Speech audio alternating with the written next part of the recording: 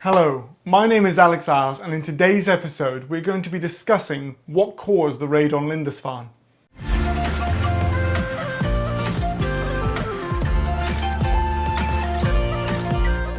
Welcome back.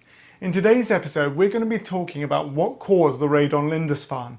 So you've probably heard about Lindisfarne, the island off the northeast coast of England, and in the year 793 on the 8th of June the Scandinavian Vikings hit the island and raided the shrine of St Cuthbert, who was one of the most important saints up here in the northeast of England. When they raided the shrine, that began the Viking Age as we understand it in our history textbooks, and the Viking Age is generally what we call from 793 AD right the way through till 1066, when the final famous Scandinavian warlord Harald Hardrada from Norway, King of Norway, was killed at the Battle of Stamford Bridge in Yorkshire. And that's when we generally close it off as we head into what is generally referred to as the sort of Middle Ages, with the rulership of William the Conqueror as King of England. And then following on to there we go through the medieval period. So with this, what caused it? Now, I've discussed what is a Viking in other episodes, and we've looked at the Viking Age as well, but I think that there's a lot to be said for what was going on in continental Europe, especially connected to the King Charlemagne. So Charlemagne is a really interesting character because he was the Holy Roman Emperor, and you can see Charlemagne just up here in this very romantic painting. What he did is he was expanding his kingdom, and he united together what is today modern France, and then went off into the Rhineland and into the German areas, northern Italy, and then basically expanded his kingdom throughout much of Central and Western Europe. So he was an incredibly important medieval king and emperor. Now he had a big interaction with the Germanic pagans who existed in what is today Germany and also in Scandinavia.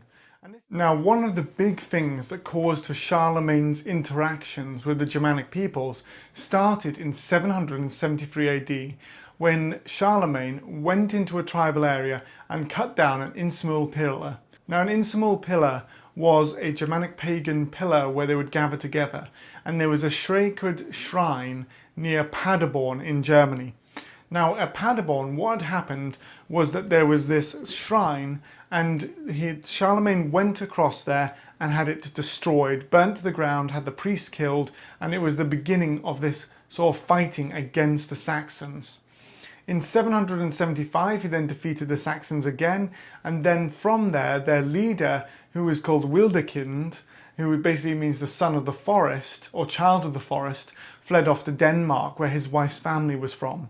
When he fled off to Denmark, then that would have caused for many of the Scandinavian Germanic pagans to hear about this and to start being interested in what was going on. Following on from that, in 777 there was a diet, and what happened is he brought together all of the Saxon peoples and he started to convert them, and he brought them together and started to make laws to suggest that they should convert to Christianity, and that was a big movement there. From 782 to 785, he started to cause more wars because he started passing laws that it was illegal to be a Germanic pagan. And this resulted in the beheadings of 4,500 Saxons when he forcibly baptized them in the River Rhine, then beheaded them. And then finally, from 792 to 793, there were continual rebellions until eventually Windikild was defeated and then converted to Christianity himself. So what we've got here is over a period of 20 years, Charlemagne is putting his force onto the Germanic pagans. And when he's putting his force onto the Germanic pagans, he uses Christianity as a weapon. When he uses Christianity as a weapon, as I've said in other videos, this is exactly the same as other militaristic leaders who use religion as a weapon. When he does that, he makes it illegal to follow the previous religion. So he says anyone who converts to his religion then is under his control, under his power, and then from there he then starts going through the Germanic pagans. When he does this, what he does by our modern standards is unforgivable because he commits war crimes, he commits forms of cultural harm, things like that. But we have to judge them within the sort of the milieu of their day, where he again comes across as a brutal warlord, but he then goes in and conquers again that area and then has great victories against the Saxons. So even in his day, he would have been viewed possibly quite negatively by his neighbours, even just for his expansionistic tendencies and that sort of thing as well.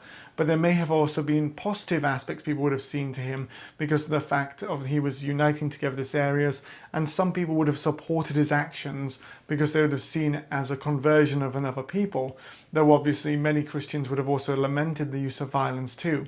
So it would have been a very interesting one within that time, but we only generally see sort of the very supportive texts that often talk about him, though there are other pagan texts and sort of things that we can deduce from the surrounding works that suggest that he wasn't exactly popular, especially with neighbouring kingdoms who didn't exactly want to be invaded by Charlemagne. But as you can see, from 20 years of constant fighting with the Saxons and forcible conversion, and including 4,500 Saxons being forcibly baptized and beheaded, people would have not have liked Charlemagne. And you can see the rebellion of 792 to 793 is sort of very well timed to sort of link in to when we see the raid on Lindisfarne.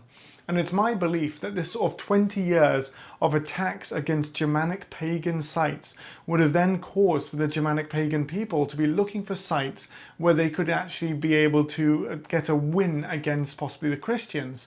And so when we see this, Lindisfarne would have been known throughout the North Sea as a location where people were trading, where there was a connection to the Anglo-Saxon kingdom of Northumbria.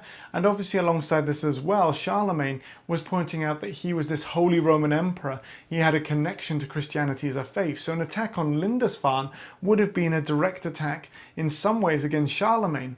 And alongside this as well, within Charlemagne's court, there were also Anglo-Saxon clerics who were actually working with him as well. So there were being Anglo-Saxon clerics within his court who were then converting the Saxons as well.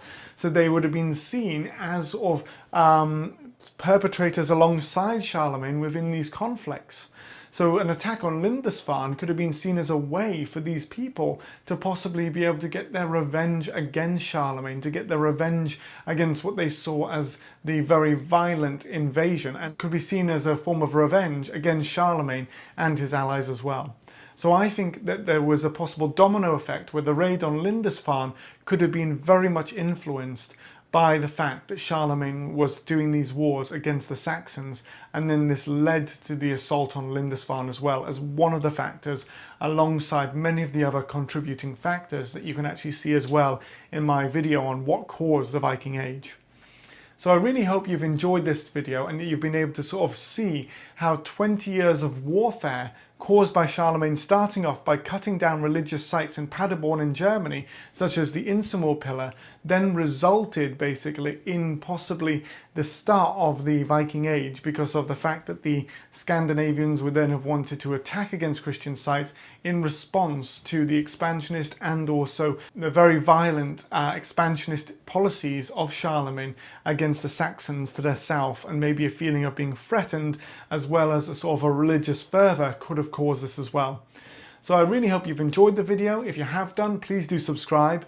I think you'll enjoy the content I'm producing here, and please do share it with your friends. If you'd like to support me further, I also have a Patreon as well, and also a Ko-fi account, which you can find in the description, but feel no pressure. It's only if you want to.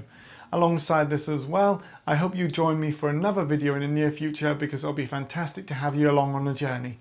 In the meantime though, have a lovely rest of your day, and thank you so much for watching.